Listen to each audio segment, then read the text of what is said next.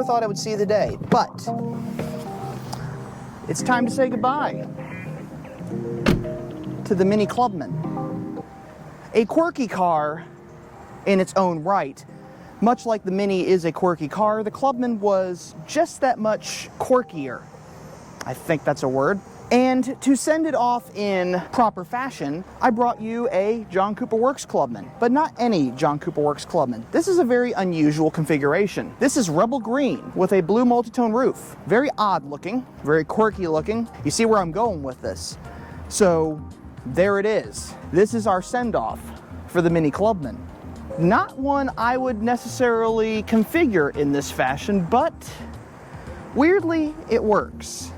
And it works because when you configure it with a unique color combination, you end up with a quirky Clubman. And with the black Miniac lounge leather in here, it seems very, very appropriate.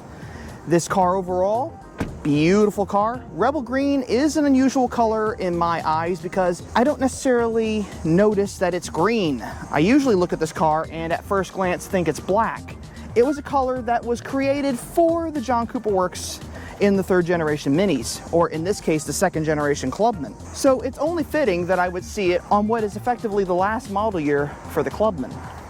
And it's a really nice car. It has the piano black door handles, it has the piano black headlight rings, piano black grille trim, badges, black 18-inch wheels. It has the looks. It has the quirkiness that goes with it being a Clubman, because the Clubman was always an odd car. So odd that when Mini unveiled this generation, the F54, they always seemed to show it from the rear. So the modern Clubman was known for this feature above any other feature the car came with, and that was its barn doors. This was the feature that made the car unique, and it made it unique among any car in the automotive world. Because I don't think outside the 1990s Suburbans, there was any other car on the market that had barn doors or bifold doors, whatever you want to call them. Bifold's not the exact term. Split opening rear doors would be the correct term.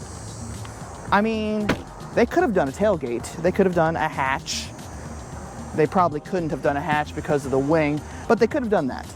Instead, they went with these.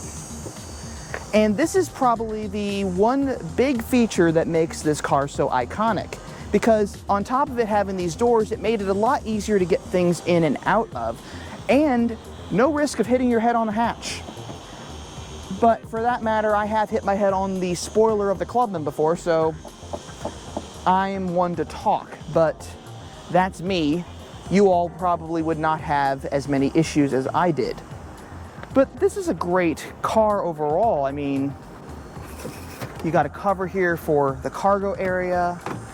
You got a low floor with storage underneath. You even have a 40-20-40 split bench that you could fold down and have even more cargo space in this thing. This is a very, very practical car. More practical than the standard hatchback, and to a degree, even more practical than the Countryman, because the Countryman, yes, it has more headroom. This has more floor space. This car had everything going for it, and unfortunately, it is the most underappreciated model that Mini makes, and I think it had to do a lot with the marketing. You see, when Mini launched the F54 Clubman, they launched it as a luxury car, and that was BMW's doing. But it's one thing that Mini doesn't do. Mini doesn't do luxury cars. They do fun to drive, fast, quirky cars. And this is one of those cars, and I'll show you why. For one, luxury cars don't go from, well, they do go from 0 to 60 in 4.5 seconds, but a small 3,300 pound wagon going 0 to 60 in 4.5 seconds, thanks to a 301 horsepower, 331 torque, 4-cylinder turbo motor, is unusual.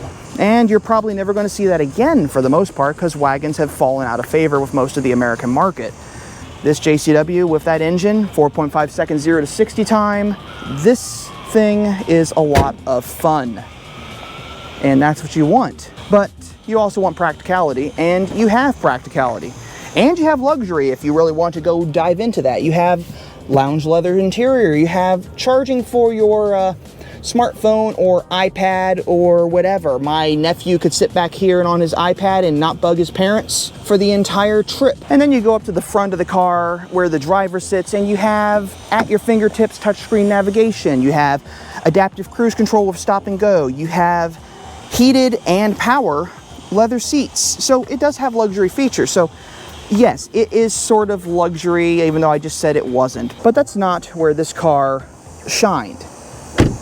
It was because of the way it drove.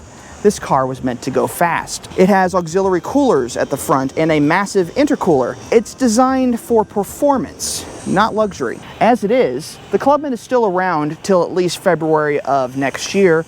They're continuing to build them, and demand for them has actually increased. So you think that now that demand has increased for these cars, there's something about them that appeals to customers. I've been in one of these around several racing tracks, and it's incredible what this car can do, and it is incredibly underappreciated. I honestly think this would have been an amazing touring car, race car. And for those of you who've seen the Volvo 850R wagon race cars, you know what I'm talking about. This would have been an amazing race car. All-wheel drive, it would have been perfect for that.